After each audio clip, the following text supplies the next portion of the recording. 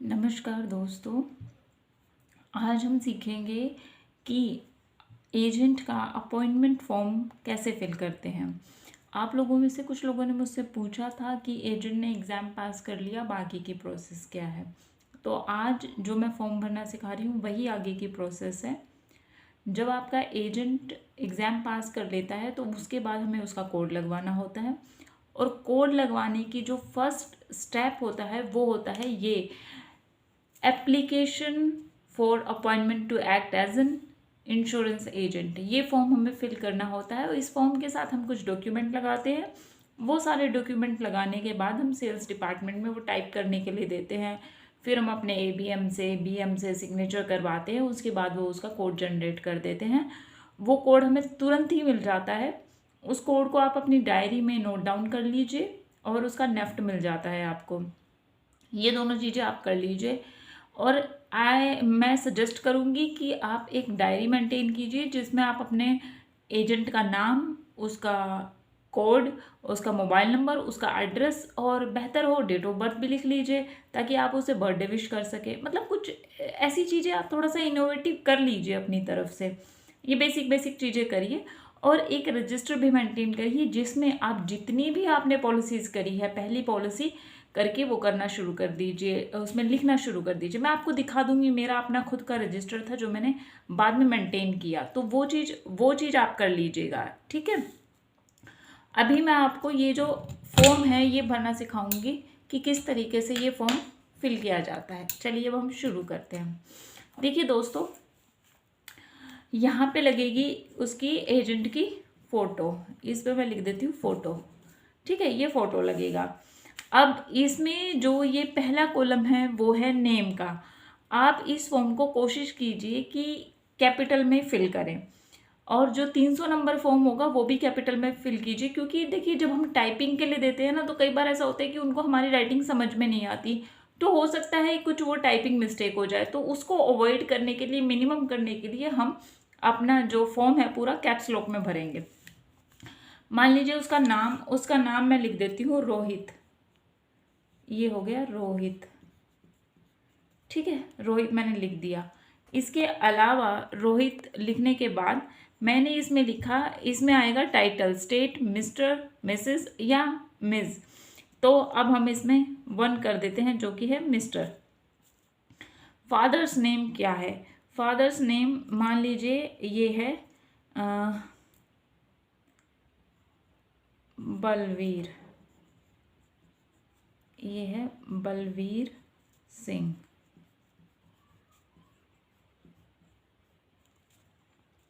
इसमें उसका पूरा हाउस नंबर है 169। स्ट्रीट मान लीजिए स्ट्रीट है तो स्ट्रीट भर दीजिए, अगर स्ट्रीट कोई है तो स्ट्रीट भर दीजिए। मान लीजिए मैंने भर दिया रेलवे रोड। मैं सिर्फ आपको एक एग्जाम्पल दे रही हूँ ताकि आप अपना फॉर्म आसानी से भर सकें। Railway road. टाउन है मान लीजिए सोहना। डिस्ट्रिक्ट है गुड़गांव।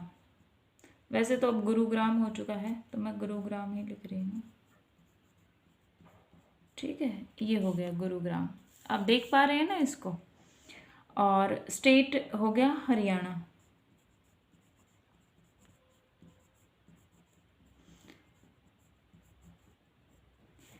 पिन कोड जो भी है 122 या जो भी आपका है, मैं तो ऐसे ही रैंडम लिख रही हूँ।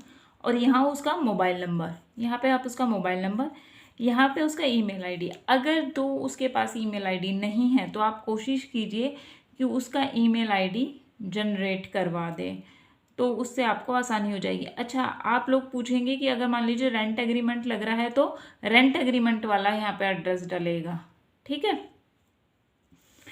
और डेट ऑफ बर्थ उसमें लिख दीजिए। डेट ऑफ बर्थ मान लीजिए 22 जून 1995 है, ठीक है। क्लास 10th है, 12th है, ग्रेजुएट है, पोस्ट ग्रेजुएट है। मैं तो देखिए मिनिमम 10th ही करती थी, मोस्टली जो जितने भी मेरे एजेंट थे उनका मैं सबका 10th ही कर देती थी। ग्रेजुएट होता तो भी आप देख लीजिए, अगर आपको ग्रेजुएट है, अगर उसको ग्रेजुएशन दिखानी है तो फिर ये तीनों डॉक्यूमेंट आप लगा दीजिए। 10th भी लगाएंगे, 12th भी और ग्रेजुएशन भी, फिर पूरा सारा ही लगा दीजिए आप। इसमें उसका पैन नंबर आ जाएगा, तो जो भी उसका पैन नंबर है वो आप इसमें पैन नंबर इसमें डाल देंगे। ठीक है। अब इसको लेके जो कन्फ्यूज़न होता है कि जो एग्ज़ाम उसने पास किया है उस पास एग्ज़ाम की हमें डिटेल देनी होती है। नेम ऑफ एग्जामिनेशन बॉडी, देखिए एग्जामिनेशन बॉडी अभी मेरे पास में थोड़ी देर पहले ही टेलीग्राम पे ग्रुप पे एक्टिव थी, तो उसमें आ रहा था कि कोई कह रहा है IRDAI लिख लो, कोई कह रहा है NSEIT लिख लो, कोई कह रहा है कि LIC वाला एग्ज़ाम लिख लो। देखिए जो आपके एडमिट कार्ड के ऊपर लिखा हुआ है NSEIT, आपको वही लिखना है। तो हम इस पे लिख लेंगे NSEIT। कैंडिडेट नेम है रोहित। ठीक है।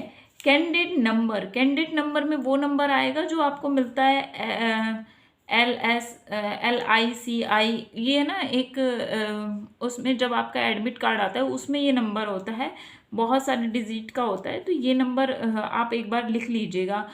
मुझे ना अभी रिकॉल नहीं हो पा रहा है क्योंकि मेरे पास कोई एडमिट कार्ड वगैरह कुछ नहीं है, पर ये नंबर उसमें लिखा हुआ होता है, या I से स्टार्ट होता है, कुछ ऐसा कुछ है, तो आप वो कर लीजिए। मैं अच्छे से रिकॉल नहीं कर पा रही हूँ, आप प्लीज़ ये नंबर लिख लेंगे। इसके बाद सेंटर ऑफ एग्ज़ाम, अब मान लीजिए सेंटर ऑफ एग्ज़ाम मेरा गुरुग्राम है तो मैं गुरुग्राम लिखूंगी, और जिसका जो भी सेंटर ऑफ एग्ज़ाम होगा आप वो लिख दीजिए। नेम ऑफ एग्ज़ाम पास्ड, तो आप इसमें लिख दीजिए कि लाइफ इंश्योरेंस, हाँ लाइफ इंश्योरेंस एग्ज़ाम आपने पास किया है। ठीक है, तो इसमें आ जाएगा लाइफ इंश्योरेंस। एक मिनट,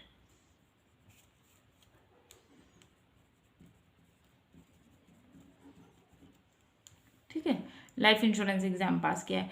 डेट ऑफ पासिंग, जिस डेट को आपका एग्ज़ाम था ना, यानी कि डेट ऑफ एग्ज़ाम, मान लीजिए आज है 15 अक्टूबर, तो मान लीजिए उसका 10 अक्टूबर को था, तो 10/10/2023 ये हमने उसकी एग्ज़ाम की डेट हमने लिख दी है। ठीक है, आई होप इतना आपको क्लियर हो चुका होगा। यहाँ पे हम जो आपका जो कम्युनिकेशन एड्रेस है, जो रेंट एग्रीमेंट में जो लिखा हुआ है वो एड्रेस हम यहाँ पे एंटर करेंगे। यहाँ पे फोटो लग जाएगी और ये सारी डिटेल आप देख लीजिए एक बार, चाहे तो आप इसका पॉज करके स्क्रीनशॉट भी ले सकते हैं।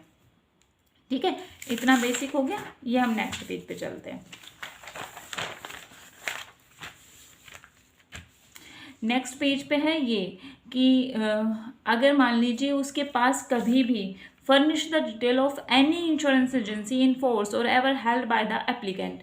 देखिए अगर तो आपका जो एजेंट अगर नया बनाया है आपने तो बात अलग है, पर अगर उसकी एजेंसी इन फोर्स थी पहले कभी, तो आपको वो उसका डिटेल लिखना होगा। अगर आपने रीअपॉइंटमेंट कराया है, कोई टर्मिनेटेड एजेंट था, तो उसकी आप यहाँ पे डिटेल लिखेंगे। अदरवाइज तो अगर आपका फ्रेश है तो हम क्या करते थे, ये ऐसे करके हम NA लिख देते, नॉट एप्लीकेबल। ठीक है। Detail of other insurance related activities undertaken if any, अगर कोई उसके पास इंश्योरेंस रिलेटेड कोई एक्टिविटीज़ अगर उसने ले रखी है, कुछ है, तो वो मेंशन कर दीजिए। अगर नहीं है तो फिर यहाँ पे भी नॉट एप्लीकेबल हो जाएगा। ठीक है। अब यहाँ पे आप जो है अपने एजेंट के सिग्नेचर कराएंगे। यहाँ पे मान लीजिए प्लेस मैंने लिख दिया, मैं गुड़गांव ब्रांच से हूँ, तो मान लीजिए मैंने लिख दिया गुरुग्राम। ठीक है, और डेट आज की ही हम डाल रहे हैं 10, और ये हो गया 2023। ठीक है, ये सब हमने लिख दिया। ये देखिए, आप देख लीजिए इसको अच्छे से। इसके बाद यहाँ पे ये है MR number. MR number 4 number का होता है, वो आप यहाँ पे मेंशन कर दीजिएगा। मान लीजिए 1610 है, तो ये हो गया। ये अमाउंट है 150 रुपीज़ की। ठीक है, तो ये 150 रुपीज़ मैंने लिख दिया। ठीक है, ब्रांच ऑफिस मान लीजिए ये है, ये 12 मैंने लिख दिया। जो भी आपकी ब्रांच का कोड है तो आप वो लिख दीजिएगा। ठीक है, ये आपने लिख दिया। इसके अलावा मिस्टर करके मैं फिर से रोहित लिख दे रही हूँ क्योंकि यहाँ पे नाम पूछा हुआ है। ये रोहित हो गया। नेशनैलिटी है इंडियन, तो ये हो गया इंडियन। ठीक है। सेक्स हो गया मेल। कैटेगरी जनरल है, ओबीसी भी, ओबीसी है, एससी है, एसटी है, तो मैं लिख पा रही हूँ कि यहाँ पे जनरल कैटेगरी है। ठीक है। यहाँ पे मैरिटल स्टेटस पूछा है, मैरिड है, अनमैरिड है, विडो, विडोवर, विडो, डाइवोर्सी, आपकी जो भी कैटेगरी है वो लिख दीजिए। मैं लिख रही हूँ मैरिड। ठीक है, ये मैरिड लिख रही हूँ। What has been your state of health, हमेशा यहाँ पे गुड लिखना है, हमेशा, ऑलवेज ऑलवेज यहाँ पे आप हमेशा गुड लिखेंगे। Do you have any bodily defect of deformity, if give detail, if so give details. अगर मान लीजिए कोई हैंडीकैप्ड कैंडिडेट है, कोई दिव्यांग है, तो आप उसकी डिटेल लिखेंगे, अदरवाइज तो फिर नॉट एप्लीकेबल आप यहाँ पे करेंगे। ठीक है, ये आ गया बैंक अकाउंट डिटेल्स। तो नेचर ऑफ अकाउंट, मान लीजिए सेविंग अकाउंट है तो हम यहाँ पे लिख देंगे सेविंग। ठीक है, और अगर तो नेम ऑफ बैंक मैं लिख रही हूँ यहाँ पे स्टेट, कैपिटल में लिख लीजिएगा आप लोग, ऑफ इंडिया। मेरी थोड़ी हैबिट नहीं है और मैंने एक हाथ से मोबाइल को संभाला हुआ है, तो मैं नहीं लिख पा रही हूँ। आप कैपिटल में लिख लीजिए। यहाँ पे अकाउंट नंबर जो आएगा वो हो जाएगा। यहाँ पे IFS कोड आ जाएगा। ठीक है, तो ये दो चीज़ें आप अपने हिसाब से लिख लीजिएगा। ठीक है, phone number, landline with STD code, आजकल ये होता नहीं है किसी के पास, तो यहाँ पे करके यहाँ पे उसका मोबाइल नंबर, मान लीजिए 98123456 जो भी कुछ है, 0 मतलब 2 4 6 8 10 हो गया। तो ये नंबर आप, मैंने रैंडम लिखा है तो ये नंबर आप ऐसे लिख सकते हैं। ठीक है, फिर do you wish to receive communication through SMS on the above mobile number, तो यहाँ पे करना है यस। भाई आपको जो क्या कहते हैं, कुछ भी है, कमीशन का मैसेज है या कुछ पॉलिसी से रिलेटेड कोई मैसेज है, तो आपको मोबाइल पे ही आएगा। ईमेल आईडी, यहाँ पे ईमेल आईडी आप एंटर कर देंगे, और फिर ईमेल आईडी के नीचे भी लिखा हुआ है do you wish to receive communication through email on the above email ID, तो यहाँ पे भी येस पे टिक करके और यहाँ पे येस लिख भी देना है, क्योंकि जो आपका कमीशन का जो पूरा चार्ट वगैरह पूरी PDF आएगी वो ईमेल पे ही आएगी, तो इसीलिए ईमेल ज़रूर दे दीजिएगा। Whether sponsored by development officer और CLI, तो हमें करना है यहाँ पे डेवलपमेंट ऑफिसर पे टिक। ठीक है, और ये यस कर देना है। बस यहाँ पे टिक का मार्क ही लगा दीजिए डेवलपमेंट ऑफिसर्स पे। नेम ऑफ डेवलपमेंट ऑफिसर, यहाँ पे आप अपना नाम लिख दीजिए। मैंने लिख दिया, मान लीजिए प्रतिभा। दिख रहा है ना आपको? हाँ जी। और हिज और हर ब्रांच, हर कोड नंबर, यहाँ पे आप अपना कोड नंबर डाल देंगे जो कि आपका DO कोड होगा। ब्रांच ऑफिस, मान लीजिए मैंने डाल दिया 12M। ठीक है, डिवीज़न, अब मेरा दिल्ली DO 2 है, मान लीजिए दिल्ली DO, और ये मैंने कर दिया इसको, ये 2 कर दिया मैंने। ठीक है, तो ये पूरा फॉर्म आपको दिख पा रहा है ना? इस तरीके से हम इसको, देखिए, ये आप लोग पॉज करके देख लीजिएगा या स्क्रीनशॉट लेना हो तो ले लीजिएगा, क्योंकि मेरे पे तो पूरा तो मैं एक बारी में नहीं दिखा पा रही हूँ। ठीक है, ये आप लोग अपने देख लीजिएगा। आई होप कि क्लियर होता जा रहा है, आपको समझ में आ रहा है। ये बहुत आसान सा है, पर वही है कि जब हमको नहीं पता होता तो हमको आसान चीज़ें भी ऐसे लगती हैं कि थोड़ा मुश्किल सा है, और एक बारी अगर देख लेना तो फिर अभी आप लोग शुरू के, अभी आपके 1-2 महीने का समय है, 6 महीने बाद तो आप लोग इतने एक्सपर्ट हो जाएंगे इन सब चीज़ों को, 300 नंबर को फॉर्म को भरने में। ये सब 5 मिनट का काम रहेगा आपके लिए। ठीक है, अब इसमें ये है, are you related to any of the corporations existing employ, development officer, officers of administration और डेवलपमेंट साइड स्टाफ मेंबर्स। ये जो है ना, ये किसके लिए पूछ रहा है? ये पूछ रहा है एजेंट के लिए कि आप किसी से रिलेटेड हैं क्या। अगर तो रिलेटेड है और अगर आपको मेंशन करना है उसका रिलेशन, तो आप इसमें मतलब वो इसको फिल कीजिए। अदरवाइज तो मान लीजिए मेरा नया एजेंट बना है और वो उसका कोई रिलेशन नहीं है LIC में, तो मैं इसको ऐसे करके और सिर्फ NA लिख देती थी। मोस्टली ये हम NA ही लिखते हैं, क्योंकि किसी किसी का ही कोई रिलेटिव होता है जो LIC में होता है। ठीक है, अगर मेडिकल एग्जामिनर से है तो फिर वो सब वहाँ पे लिख देंगे। अच्छा, अगर आंसर यस होता है इन सब में से किसी में भी, तो फिर उसका, उस बंदे का जिससे आपका रिलेशन है या एजेंट का रिलेशन है, तो उसका यहाँ पे नाम, डेजिग्नेशन, रिलेशनशिप, एजेंसी कोड वगैरह सब कुछ वो जो है वो लिखना है, या एम्प्लॉय कोड वगैरह जो भी है वो सब पूरा उसमें लिखना, मेंशन करना पड़ेगा। अब आते हैं, अब ये क्योंकि मैंने ऊपर NA लिखा है, नॉट एप्लीकेबल लिखा है, तो ये यहाँ पे भी मेरे लिए नॉट एप्लीकेबल हो जाएगा। पर अगर आपका कोई एजेंट का कोई रिलेटिव LIC में वर्क करता है तो फिर ये हो जाएगा। देखिए, ज़्यादातर केसेस में आप ना भी दिखाएं, मतलब ऐसे कोई फिक्स रूल नहीं है। मेरे को ऑन रिकॉर्ड ये सब बातें पता नहीं बोलनी चाहिए कि नहीं बोलनी चाहिए, पर मेरा काम बताना है आपको, तो मुझे बताना ही पड़ता है आपको कि ऐसा ज़रूरी नहीं है। आप मतलब क्रॉस वेरिफिकेशन तो देखिए नहीं होता अनलेस अनटिल उसका भाई, मतलब blood relatives, close blood relatives, जैसे कि आपका स्पाउस हो गया, फादर मदर हो गए, और सगा भाई हो गया। ये बहन का भी चलो ठीक है, अगर मैरिड है तो वो भी उसमें मतलब छुपाया जा सकता है।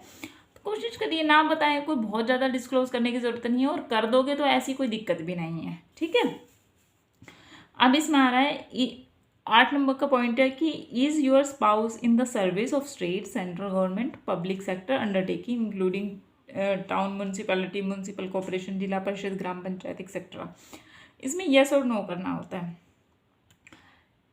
सारी ही बातें बताऊंगी, चाहो तो छुपा भी सकते हो। ठीक है, अगर बहुत नेसेसरी नहीं है, अगर गवर्नमेंट जॉब में नहीं है तो बस प्राइवेट जॉब करके या हाउस वाइफ करके निकल जाओ। अगर हस्बैंड है आपके तो प्राइवेट जॉब करो और निकल जाओ। अगर एग्जैक्टली लिखना है तो फिर उसमें बता दो, अगर है तो यस करो, अगर नहीं है, मान लीजिए नहीं है, तो मैंने यहाँ पे नो करा, नो पे टिक कर दिया।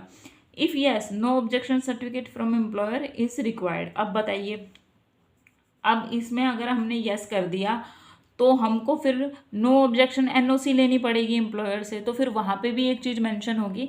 तो इसलिए मोस्टली डेवलपमेंट ऑफिसर जो है ना वो नो ही करते हैं। ठीक है, अनलेस अनटिल ये बहुत ज़्यादा मतलब ऐसे क्लियर ना हो कि हाँ भाई पता लग ही सकता है, तो अदरवाइज अवॉइडेबल होता है तो हम लोग नो ही करते हैं।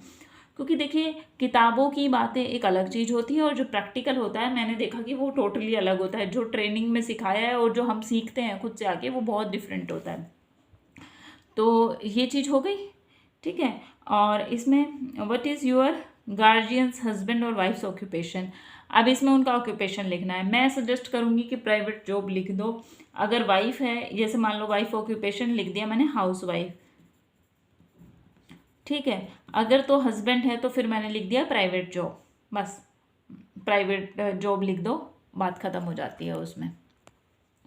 ठीक है, स्टेट हिज और हर ऑफिस एड्रेस। अब बताइए, ऑफिस एड्रेस भी, ऑफिस एड्रेस में इतना ज़्यादा करने की ज़रूरत नहीं है, ऐसा पर्टिकुलर करने की ज़रूरत नहीं है, पूरा स्टेट का नाम लिख दो। मान लीजिए प्राइवेट जॉब है और ऑफिस का एड्रेस पूछ रहे हैं तो मैंने लिख दिया गुरुग्राम, बस इतना ही। पूरा एक house number, flat number, office number, ये सब इतना देने की ज़रूरत नहीं है, बस मोटा मोटा आप थोड़ा सा लिख दो। What is your present occupation. अब इसमें जो एजेंट है उसका प्रेजेंट ऑक्यूपेशन पूछ रहा है। अब इसमें वो स्टूडेंट है तो स्टूडेंट लिख दीजिए, अनएम्प्लॉयड है तो अनएम्प्लॉयड लिख दीजिए। ठीक है, अगर प्राइवेट जॉब करता है तो प्राइवेट जॉब कर लीजिए, एग्रीकल्चर है तो एग्रीकल्चर कर लीजिए, मतलब जो भी कुछ है मैंने इसमें लिख दिया। मान लीजिए प्राइवेट जॉब या सर्विस। ठीक है, ये मैंने कर दिया। अब इसके बाद क्या आ रहा है, if in employment state full name and address of employer and nature of employment. मतलब कितनी ज़्यादा डिटेल मांग रहे हैं, मुझे तो याद भी नहीं कि मैंने इतनी ज़्यादा डिटेल कभी दी थी। और सिंस ये फॉर्म हमें है ना ऑफिस में जमा कराना पड़ता है और अपना ही ऑफिस है, तो इतनी कोई दिक्कत होती नहीं है। मतलब इन चीज़ों को लेके कभी ये मत सोचना कि मैंने ये इसकी जगह मैंने ये भर दिया, मैंने तो ये भरा नहीं, या मैंने यहाँ पे नोट एप्लीकेबल कर दिया, या मुझे तो बाद में पता चला कि उसका हस्बैंड तो पंचायत में पंच था या पार्षद था और मैंने कुछ और भर दिया, मैंने सब चलेगा, सब चलेगा। ठीक है, मुझे ना इतने फ्रैंकली बोलते हुए कई बार थोड़ा सा ना डर भी लगता है और सोचना भी पड़ता है कि मैं कितनी आसानी से बोल रही हूँ, क्योंकि ऐसे ना बहुत मतलब जो चीज़ें होती हैं, देखिए होता बहुत कुछ है पर ऑन रिकॉर्ड नहीं बोला जाता ना, और मुझे ऑन रिकॉर्ड बोलना होता है, तो तब मैं ये कह रही हूँ। पर अपना ही ऑफिस है और हमें सिर्फ जो एजेंट का जो जैसे पैन वगैरह है, जो बैंक डिटेल है, नॉमिनी है, डेट ऑफ बर्थ है, ईमेल है, ये करेक्ट भरना होता है, ये है मेन चीज़ तो, ठीक है ना। अच्छा, ये सब चीज़ें भी कभी कभी मायने हो जाती हैं। जैसे मान लीजिए अगर LIC को खुदा ना खास्ता कुछ हो जाए एजेंट को, और फिर कहीं से निकल के आए कि भाई, फिर ये सारी चीज़ें निकलती हैं बाद में। मतलब अगर तो सब कुछ सही रहता है तो कोई दिक्कत नहीं आती, पर अगर मान लीजिए, वीडियो कितनी लंबी हो रही है, अगर कोई दिक्कत आती है ना तब होता है। इसलिए कोशिश ये करें कि जो चीज़ है वो लिख दीजिए, पर बहुत ज़्यादा परेशान मत होइए। 20 मिनट की वीडियो हो चुकी है, ठीक है। If in employment state full name और address of the employer, nature of employment, nature लिख दो जो कि भाई क्या काम करता है क्या नहीं करता है, और कौन सी कंपनी वगैरह का नाम है। तो कंपनी का मान लीजिए मैंने अब ये मान लीजिए एक है eagle private limited, eagle private limited, ठीक है। फुल नेम ये हो गया, एड्रेस ऑफ एम्प्लॉय मतलब ये पूरा मैंने कर दिया गुरुग्राम, ठीक है। और नेचर है, मान लीजिए HR डिपार्टमेंट में है तो मैंने कहा दिया HR डिपार्टमेंट या रिलेशनशिप मैनेजर, ठीक है, या मैंने लिख दिया रिलेशनशिप मैनेजर,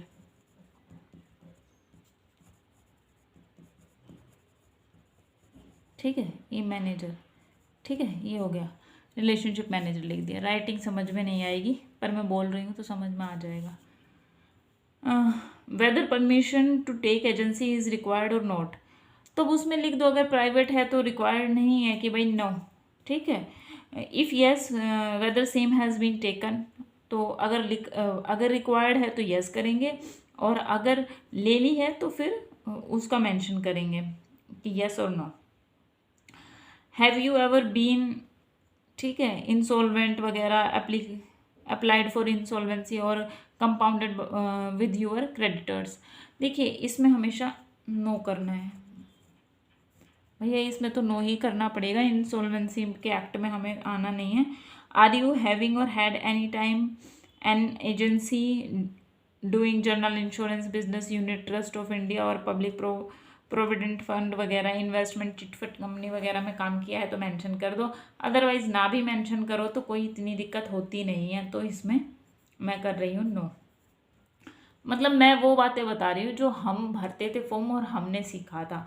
मैं कोई एक्सपर्ट नहीं हूँ, मैं बार बार कहती हूँ, मैं सिर्फ वो चीज़ें बता रही हूँ जो मैंने अपने समय में की थी और चल रहा था काम ठीक तरीके से। अच्छा, if so name of organisation, अगर चिट फंड कंपनी वगैरह में कभी काम किया है तो वो पूरा मेंशन कर देना है। क्योंकि मैंने काम ही नहीं किया है तो मैं लिख रही हूँ नॉट एप्लीकेबल, इससे अपना काम भी थोड़ा सा आसान हो जाता है ना। और मोस्टली एजेंट आपको ऐसे ही मिलेंगे जिन्होंने कभी इंश्योरेंस का काम नहीं करा, और किसी ने किया है तो वो पूरा मेंशन कर दो, उसमें कोई है ना इतना घबराने वाली बात भी नहीं है। इसमें 11th पॉइंट है, have you ever held a licence, state number और डेट ऑफ एक्सपायरी, अदरवाइज से नील। तो इसमें फिर मैं नील कह देती हूँ क्योंकि मेरे पास ऐसा कुछ था नहीं। अब आ गया ये, इसमें है, if the applicant holds a certificate of act as an principal agent और चीफ एजेंट और स्पेशल एजेंट और स्टेट, ठीक है, ये सब नॉर्मली होता नहीं है तो फिर NIL, नील भर दिया मैंने यहाँ पे। Give detail of your past experience business, तो नॉट एप्लीकेबल कि भैया कभी करा ही नहीं हमने बिजनेस, तो और इसमें क्या फिल करेंगे। और ये है इसका, state your personal environment, special facilities और बिजनेस और personal connections have you have on which you depend और count upon for influencing business. इसमें जनरली आप क्या लिखोगे कि गुड कॉन्टैक्ट्स और या गुड कम्युनिकेशन स्किल्स, मतलब ऐसा कुछ लिख दो कि भैया तो आपके पास बहुत, आप कौन सी ऐसी चीज़ है जिससे आपको लगता है कि आप अपना बिजनेस, जो एजेंसी वाला बिजनेस है वो अच्छे से कर सकते हो। तो फिर इसमें हम जनरली 2 चीज़ें लिखते थे, या तो good communication skills, communication skills, या फिर हम कर देते थे गुड कनेक्शंस, ऐसे कुछ करके कर देते थे, ठीक है, गुड कॉन्टैक्ट्स या ample amount of contact details, ऐसा कुछ करके कर दीजिए। या तो कम्युनिकेशन स्किल्स अच्छे हैं आपके, या फिर आपके कॉन्टैक्ट्स बहुत अच्छे हैं, ठीक है, यही सब चीज़ें मेंशन करनी होती है। अच्छा, नॉमिनी, ये थोड़ा ध्यान से भर लेना।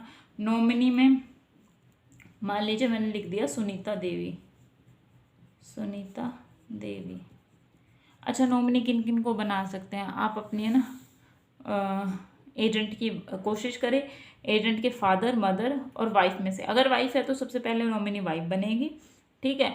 और कई बार एजेंट अड़ भी जाता है, नहीं वाइफ को नहीं बनाना, क्योंकि वाइफ को लेके उनके दिमाग में कुछ और ही चीज़ें होती हैं, तो फिर वो मदर को बनाते हैं, तो मदर को बना दीजिए। रिलेशनशिप है वाइफ, ठीक है। एज उसकी मान लीजिए 28 है, तो 28 लिख दिया, ठीक है। ये सब पूरा टर्म्स एंड कंडीशन है, ये वो मान रहा है। अच्छा, यहाँ पे डेट आएगी, यहाँ पे प्लेस आएगा, यहाँ पे आपका सिग्नेचर आएगा। यहाँ पे मान लीजिए जो डेवलपमेंट ऑफिसर है ना, आपके सिग्नेचर आएंगे, यहाँ आपका सॉरी नेम आएगा, फिर यहाँ पे आप लिखोगे डेवलपमेंट ऑफिसर,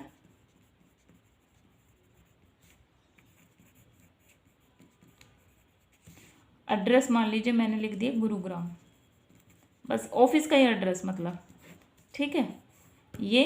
और यहाँ पे आप अपना कर देंगे, ठीक है। और यहाँ पे जो एजेंट है उसके सिग्नेचर होंगे, यहाँ पे डेट और प्लेस आप कर दोगे। ये आ गया ना पूरा समझ में कैसे करना है। अब बस 2 पेज और बच गए हमारे। मुझे नहीं पता ये वीडियो अब इतनी लंबी होगी, आप लोग देखेंगे कैसे इसको। चलो फटाफट से करने की कोशिश करते हैं। अब डॉक्यूमेंट की लिस्ट, एज प्रूफ, ठीक है। अब एज प्रूफ है, एज प्रूफ में मैं दे रही हूँ मैट्रिकुलेशन सर्टिफिकेट। अब देखिए आप लोग पूछते हैं ना कि क्या क्या दे सकते हैं एज प्रूफ में, ये देखिए मैट्रिकुलेशन यानी कि 10th की सर्टिफिकेट मार्कशीट, ठीक है, पासपोर्ट दे सकते हैं, बर्थ सर्टिफिकेट दे सकते हैं, एनी अदर अगर कुछ है। अब ब्रांच वाले कौन कौन से आपकी ब्रांच में अलाउड करते हैं तो वो चीज़ आप देख लीजिएगा, ठीक है ना। तो ये हो गया, तो मैंने मैट्रिकुलेशन सर्टिफिकेट, क्वालिफिकेशन में भी मैंने मैट्रिक की। अब डिग्री सर्टिफिकेट वगैरह जो भी आप लगा रहे हैं तो वो कर लीजिए, जो हमने स्टार्टिंग में फिल किया था ना कि 10th 12th और ग्रेजुएशन क्या है उसकी ग्रेजुएशन डिटेल, तो वो चीज़ देख लीजिए। एड्रेस प्रूफ में Aadhaar card, ration card, voter ID, any other आपकी ब्रांच में जो भी अलाउड हो आपको। नॉर्मली तो हम आधार कार्ड देते हैं, तो मैंने आधार कार्ड कर दिया, ठीक है। ये पैन कार्ड पे टिक मार्क कर दिया। बैंक डिटेल में आप क्या दे रहे हैं, कैंसिल चेक दे रहे हैं या फर्स्ट पेज, दोनों में से कुछ भी दे सकते हैं, मैं कैंसिल चेक दे रही हूँ। अच्छा, छठा में इसमें यहाँ पे मैं 6th पॉइंट में लिखूंगी score card, score card agent का। 7th में मैं लिखूंगी training certificate,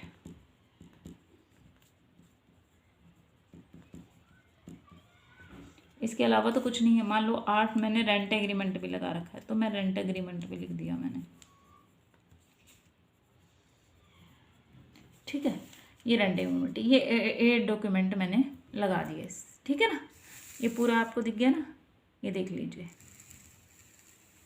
score card, training certificate और रेंट एग्रीमेंट। अगर मैंने लगाया है तो मैं रेंट एग्रीमेंट, और यहाँ पे एजेंट के सिग्नेचर होंगे। इसके बाद बस ये लास्ट पेज बच गया, ये हम फटाफट से कर लेते हैं।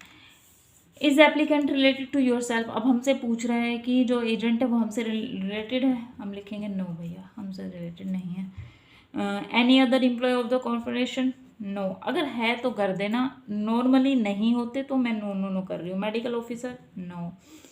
एनी एग्जिस्टिंग और ex agent of the corporation within the area of the division, अगर है तो बता देना, अगर नहीं है तो बता देना। अगर किसी और, वैसे तो देखिए नॉर्मली तो हमको मतलब ये कहीं पे वैसे बोल के नहीं बताया जाता, ये सारी बातें ऐसी होती हैं जो चुपचाप बताई जाती हैं।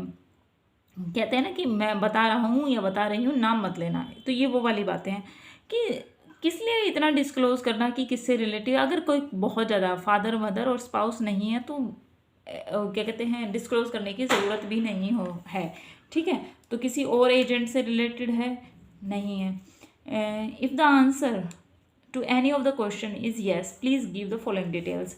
अब जिससे भी रिलेटेड है, मेडिकल ऑफिसर से या किसी कॉर्पोरेशन के एम्प्लॉय से या किसी से भी एजेंट से, तो फिर उसकी डिटेल होगी। पर अब मैंने क्योंकि नो किया है तो हम NA कर देंगे, ये NA हो गया हमारा, एप्लीकेबल नहीं है। Is the applicant employed with a medical examiner of the corporation? No. ठीक है, ये हमने नो कर दिया। इफ़ यस गिव डिटेल, तो फिर वही आ गया नॉट एप्लीकेबल। ठीक है ना। शाम होती जा रही है, तो आप लोगों को दिखाई तो दे रहा है ना इसमें, आई होप दिखाई दे रहा हो।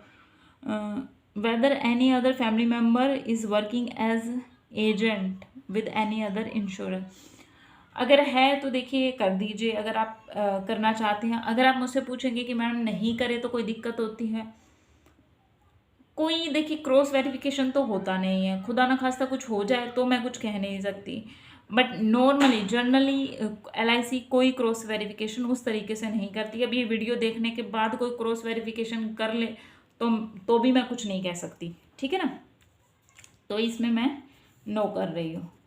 ठीक है, ये वही नॉट एप्लीकेबल हो गया।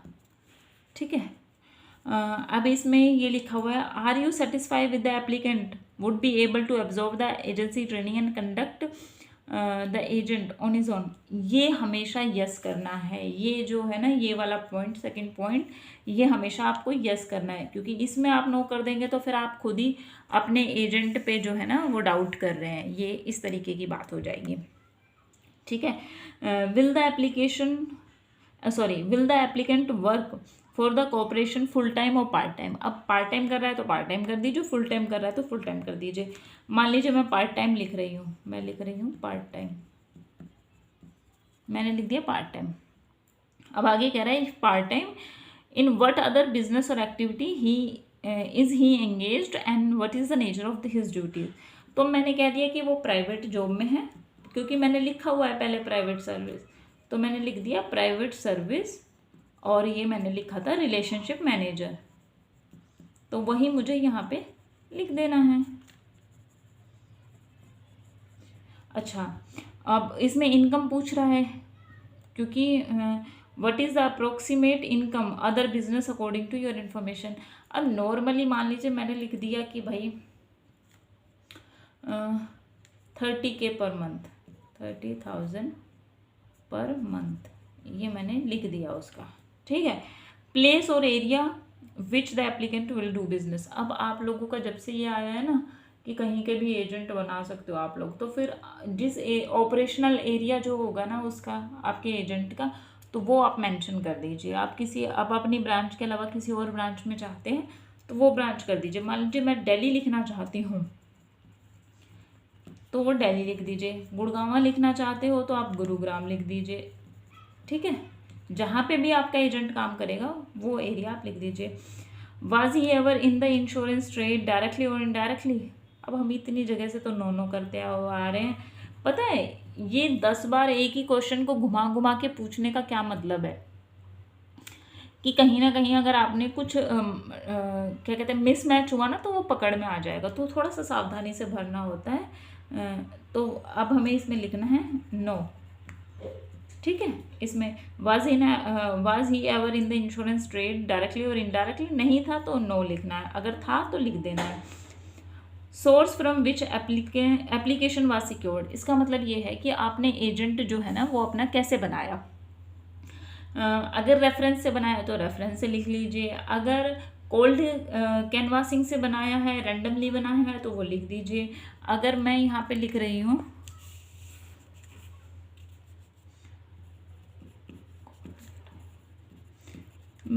कोल्ड कैनवासिंग से मैंने एजेंट रिक्रूट किया है। ठीक है, तो ये मैंने लिख दिया। How long do you know the applicant personally. अब इसमें 2 महीने लिख दो, मैक्सिमम 2 महीने ही होता है, क्योंकि हमारी पूरी प्रोसेस में 2 मंथ ही लगते हैं। तो मैंने यहाँ पे लिख दिया है कि 2 महीने से मैं उसको जानती हूँ। Give particular of apparent bodily defect और डिफॉर्मिटी। कोई हमारा अगर एजेंट हमारा दिव्यांग है, हैंडीकैप्ड है तो मेंशन करना है, अदरवाइज फिर नॉट एप्लीकेबल हमें लिख देना है। ठीक है, any other particular such as education, social background, character, financial stability etcetera. इसमें अगर मेंशन करना है कुछ कि भाई अनलेस अनटिल उसका कुछ बहुत ही अच्छा कोई बैकग्राउंड वगैरह है तो, अदरवाइज़ मैं तो नो ही कर देती थी कि कोई पर्टिकुलर मेरे को उसका यहाँ पे एक्सप्लेन नहीं करना है। अब थोड़ी शाम होती जा रही है और ये इसकी जो क्या ही कहूँ, एनीवेज यहाँ पे आपको अपने सिग्नेचर करने हैं, ठीक है। अपना नाम वगैरह लिख देना। 1 मिनट आप रुकिए, मैं थोड़ा सा इस लाइटिंग को सही कर लेती हूँ। हाँ, अब ये ठीक है, अब आप लोगों को दिखाई दे रहा है, ये पूरा दिखाई दे रहा है ना फॉर्म। ये मैंने यहाँ से पूरा, आप इसका ना एक बार पॉज कर करके और अपना देख लीजिएगा अच्छे से कि मैंने किस में क्या क्या फिल किया है, ठीक है। तो मैंने यहाँ पे कोल्ड कन्वेंसिंग लिख दिया, आप यहाँ पे रेफरेंस भी लिख सकते हैं और टेलीकॉलिंग भी लिख सकते हैं, ठीक है। ऑनलाइन डेटा भी लिख सकते हैं, कुछ भी लिख सकते हैं, ठीक है। तो या फिर क्या कहते हैं, हाँ बस यही डायरेक्ट सोर्स से भी कर सकते हैं। और कितने महीने से जानते हैं, 2 महीने से। कोई बॉडीली डिफॉर्मिटी है, अगर है तो मेंशन कर देंगे, नहीं है तो मैंने नो कर दिया। Any other particular such as education, social backgrounds वगैरह मैंने कहा है नो। अच्छा, आई डू डिक्लेयर है by the foregoing statements and answer have been given after due inquiries are to the best of my knowledge and beliefs true and complete, ठीक है। अब यहाँ पे आपके सिग्नेचर होंगे, आपका नाम होगा, डीओ कोड होगा, प्लेस और डेट। अब ये हमारा काम पूरा हो चुका है। और ये जो लास्ट जो पेज है ना, ये जो लास्ट है, ठीक है, ये वाला जो पेज है, ये वाला पेज, सॉरी, ये वाला जो पेज है ना, ये ब्रांच मैनेजर फिल करेंगे जब हम उनके पास इसको लेके जाएंगे, ठीक है। ये हमारा काम नहीं है, ये ब्रांच मैनेजर का काम है। तो ये मैं एक बारी आपको फॉर्म फिर से दोबारा से एक बारी दिखा देती हूँ। देखिए यहाँ पे फ़ोटो लगेगी, ये पूरा नेम वगैरह मैंने पूरा भर दिया है। यहाँ पे कम्युनिकेशन एड्रेस लिखा जाएगा, जो आपका रेंट एग्रीमेंट वाला एड्रेस है ना, वो यहाँ पे आएगा, आप लोग ये ध्यान रखिएगा, ये पूरा। और ये NSEIT name of examination body है, जिसको लेके आप लोगों को कन्फ्यूज़न हो। अब 10 लोग 10 तरह की बात बोलेंगे, आप देख लीजिए कि आपको उनकी बात कितनी फॉलो करनी है और कितनी नहीं है, और कौन आपको क्या बता रहा है, ये ठीक है। और अगर आपके एजेंट की क्वालिफिकेशन आपको ज़्यादा मेंशन करनी है, यहाँ पे एजुकेशन क्वालिफिकेशन में ग्रेजुएशन मेंशन करना है, तो आप वो मेंशन कर दीजिए। जैसे किसी को ना DO का एग्ज़ाम देना होता है, तो वो पूरा मेंशन कर दीजिए। ये देखिए, ये पूरा अगर तो उसके पास पहले कोई एजेंसी थी, अगर आप रीअपॉइंटमेंट कर रहे हैं तो ये मेंशन होगा यहाँ पे। अगर रीअपॉइंटमेंट नहीं कर रहे हैं तो फिर ये नॉट एप्लीकेबल आएगा, ठीक है। और ये गुरुग्राम हो गया। और यहाँ पे आपके एजेंट के सिग्नेचर होंगे, यहाँ पे पहला सिग्नेचर है आपके एजेंट का, ठीक है। इसके बाद ये जो है MR नंबर होगा, अमाउंट होगी, ब्रांच का कोड होगा, रजिस्ट्रेशन नंबर वगैरह वो अपने आप फिल कर लेंगे, ठीक है। और ये नाम होगा, कैप्स लॉक में कोशिश करिए, इंडियन मेल। और ये पूरा मैंने आपको भर के दिखा दिया। ये पूरा बैंक की डिटेल आपकी आएगी, ठीक है। ये मोबाइल नंबर, ईमेल आईडी उसका ज़रूर बनवा दीजिए, क्योंकि फिर वो जो पूरी ईमेल की जो भी डिटेल होती है, आपका बोनस कमीशन किसका कितना रह रहा है, पूरी जो डिटेल होती है ना आपकी पॉलिसीज़ की, वो सारी ईमेल पे आती है, क्योंकि SMS पे सब कुछ नहीं आ पाता। ये आपकी यहाँ पे डिटेल रहेगी कि कौन कौन सा आपका ब्रांच वगैरह और वो सब है, ठीक है।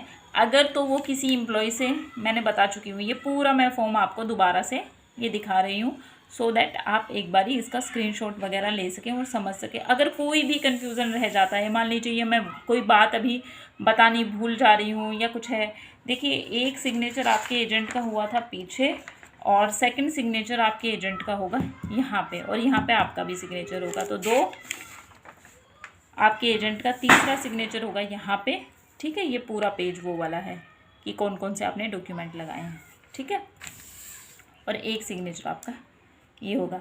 तो आपके एजेंट के 3 सिग्नेचर होंगे, आपके 2 सिग्नेचर होंगे। ये फॉर्म पूरा आप देख लीजिए, ये मैंने आपको पूरा फॉर्म भरना सिखा दिया है। इसके साथ MR वगैरह भी लगानी है, MR की कॉपी भी इसके साथ लगा दीजिए।